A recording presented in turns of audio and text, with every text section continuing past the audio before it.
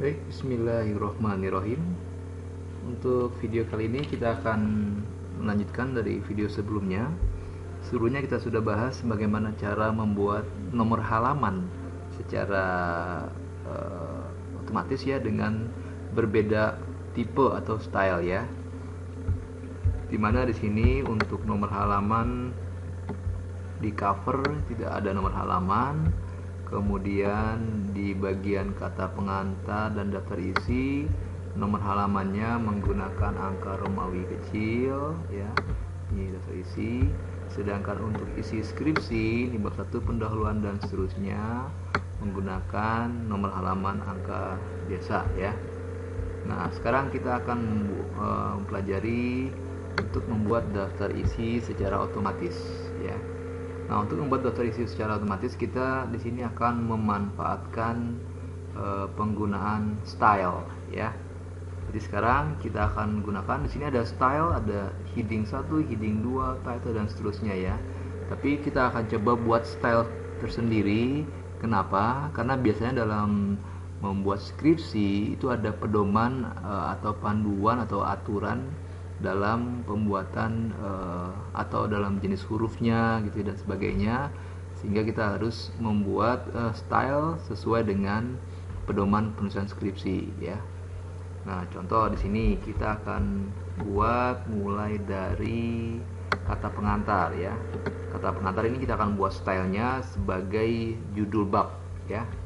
Maka caranya di sini kita pilih ini, kemudian create a style.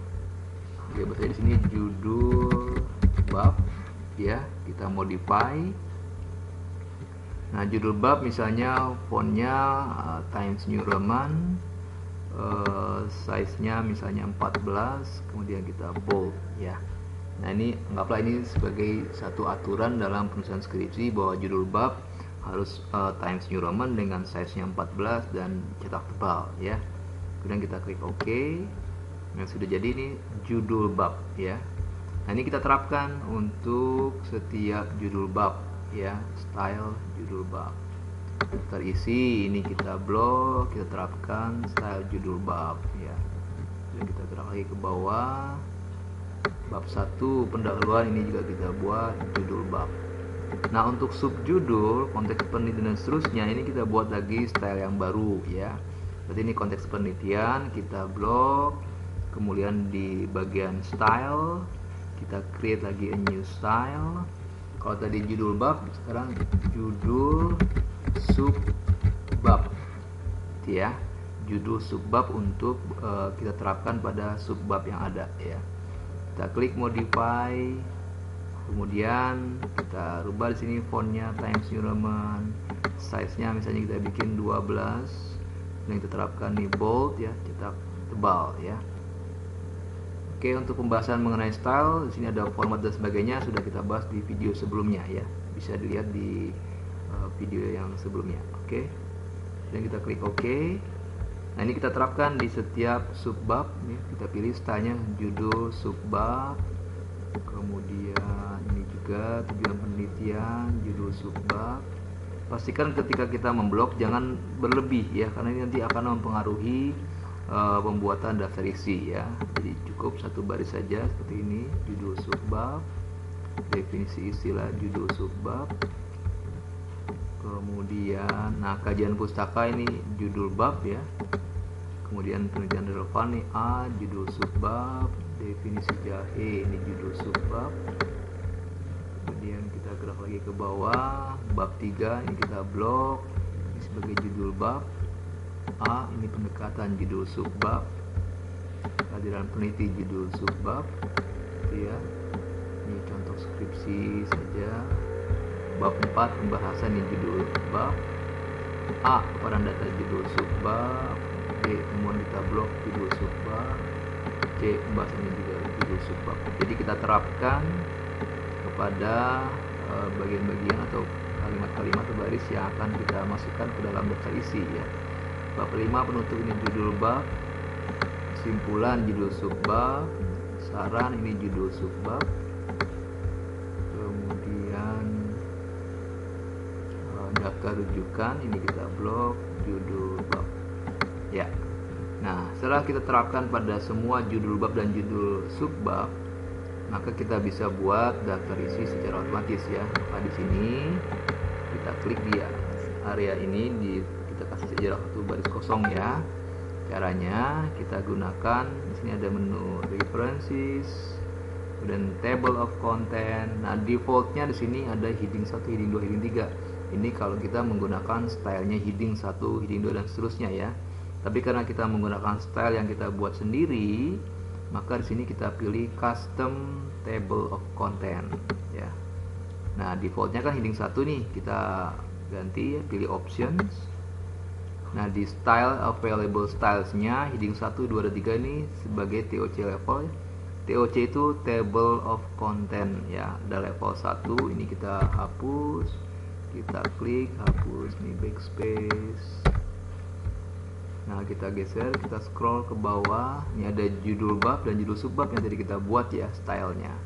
Judul bab ini kita sebagai level 1-nya, judul subbab ini sebagai level 2. Sehingga nanti di daftar isi akan muncul setiap yang ada style yang kita terapkan, style judul bab dan style judul subbab ya. Kita klik OK. Nah, ini defaultnya seperti ini ya. Ada tab leadernya titik-titik, kita bisa ganti yang lainnya ya. Sementara itu dulu kita klik OK, maka jadilah table of content di daftar isi seperti ini ya. Nah, kalau kita mau bergerak misalnya bab 1 pendahuluan loh, kenapa bab 1 ini kok halaman 4, ini kenapa halaman 2? Kita lihat ya, kita bisa tekan kontrol lalu klik di sini bab 1, oh halamannya 4 Romawi. Kenapa? Karena bergeser ya, ini kan jadi turun ke bawah. Kita bisa lihat di sini kan kemarin di video sebelumnya kita sudah bahas ada section break ya. Kita lihat dulu section breaknya ada di mana. Klik home. Sini ada show height.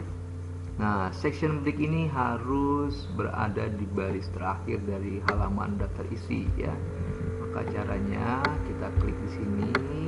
Kalau ada di sini tekan delete. Dia naik ke atas. Nah, sampai di sini ya. Jadi bab 1 pendahuluannya ada di halaman 1 ya. Oke. Ini show head-nya saya nonaktifkan lagi supaya tulisan section break-nya tidak terlihat.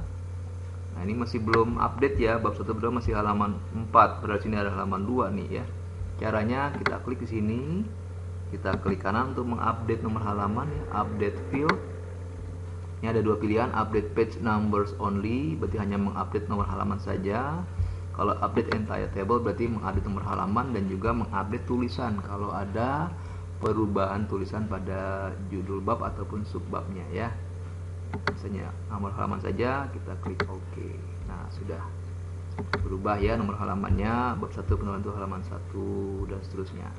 Jadi kalau kita mau langsung lompat ke bab 3, tinggal kita arahkan di sini, tekan kontrol, kita klik. Nah, pindah ke bab 3 pendahuluan. Oke, seperti itu cara membuat table of content atau daftar isi secara otomatis. Jadi kalau misalnya ada perubahan nih di definisi jahe, saya klik kontrol, klik, ini berubah nih definisi jahe borongan misalnya ya. Maka di daftar isinya jangan diketik manual ya, tapi di sini ini kan belum berubah ya.